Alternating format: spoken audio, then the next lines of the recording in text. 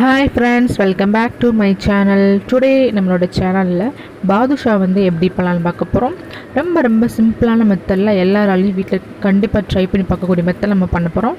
வாங்க இப்போ நம்ம எப்படி பண்ணலான்னு பார்க்கலாம். பாதுஷா பண்ணுறதுக்கு 1.5 கப் அளவுக்கு நான் மைதா மாவு எடுத்திருக்கேங்க. இது கூடவே பார்த்தீங்கன்னா பேக்கிங் பவுடர் ஒரு 1/2 ஸ்பூன் அளவுக்கு சேர்த்துக்கோங்க. உங்கள்கிட்ட பேக்கிங் பவுடர் இல்லை அப்படின்னா பேக்கிங் சோடா யூஸ் பண்ணிக்கோங்க. அண்டு 2 டேபிள் ஸ்பூன் அளவுக்கு நம்ம இதில் நெய் சேர்த்துக்கலாம். நெய் இல்லை அப்படின்னா உங்கள்கிட்ட பட்டர் இருந்தால் நீங்கள் அது கூட யூஸ் பண்ணிக்கோங்க, ரொம்பவே நல்லாயிருக்கும். இது கூடவே ஒரு 1/2 ஸ்பூன் அளவுக்கு நான் உப்பு சேர்த்துக்கிறேன். உப்பு உங்களோட தேவையான அளவுக்கு, ஓகேவா?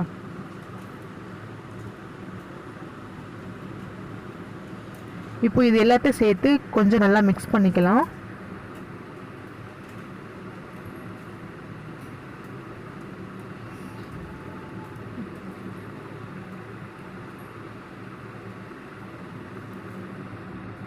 நல்லா மிக்ஸ் பண்ணதுக்கப்புறமா ஒரு 5 டேபிள் ஸ்பூன் அளவுக்கு நான் பால் எடுத்திருக்கேன், அதை சேர்த்துக்க போகிறோம்.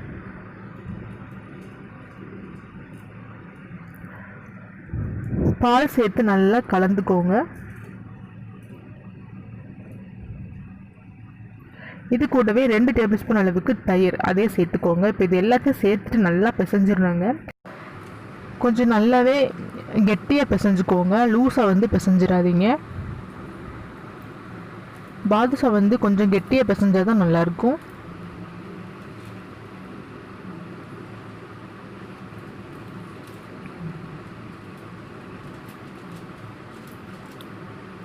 இப்போ பாருங்கள், நல்லா பிசைஞ்சாச்சு. உங்களுக்கு பார்க்கவே தெரிஞ்சிருக்கும் நல்லா இறுக்கமாக இருக்குது.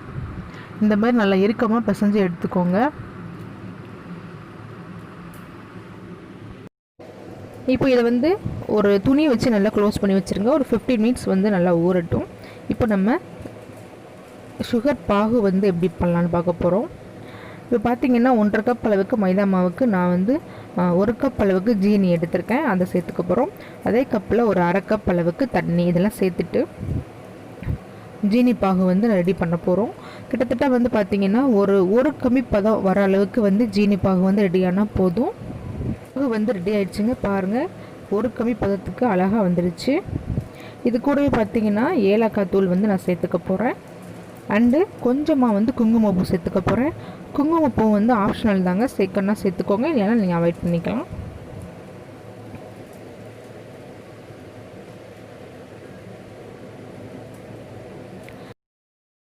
இது கூடவே நம்ம கொஞ்சமாக லெமன் ஜூஸ் ஆட் பண்ணிக்கலாம். லெமன் ஜூஸ் ஆட் பண்ணோம் அப்படின்னா ஜீனி பாகு சீக்கிரம் கெட்டியாகாமல் இருக்கும். அதனால் கொஞ்சமாக லெமன் ஜூஸ் ஆட் பண்ணிக்கலாம். இப்போ ஸ்டவ்வை ஆஃப் பண்ணிடலாம்.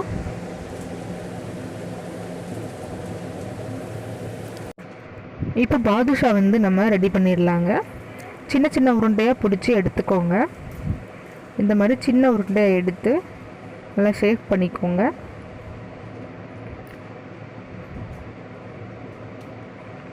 இந்த உருண்டையில் நடுவில் விரலை வச்சு ஒரே ஒரு ஓட்டை மட்டும் போட்டிங்க அப்படின்னா பாதுஷா ஷேப்க்கு வந்துடும். இந்த மாதிரி ஒரே ஒரு ஓட்டை மட்டும் போட்டுக்கோங்க. இப்போ பாதுஷா ரெடி. இதே மாதிரி எல்லாத்தையும் பண்ணி எடுத்துடலாம்.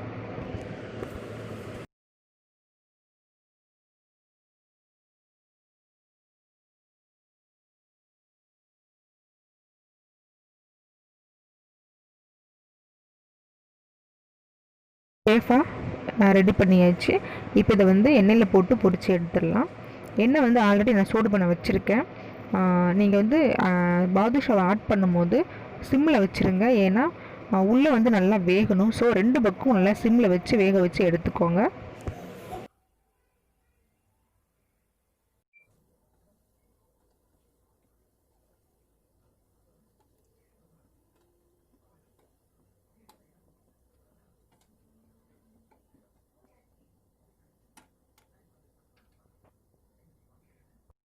நல்லா வெந்துருச்சுங்க. இதை நம்ம எடுத்து வச்சிடலாம்.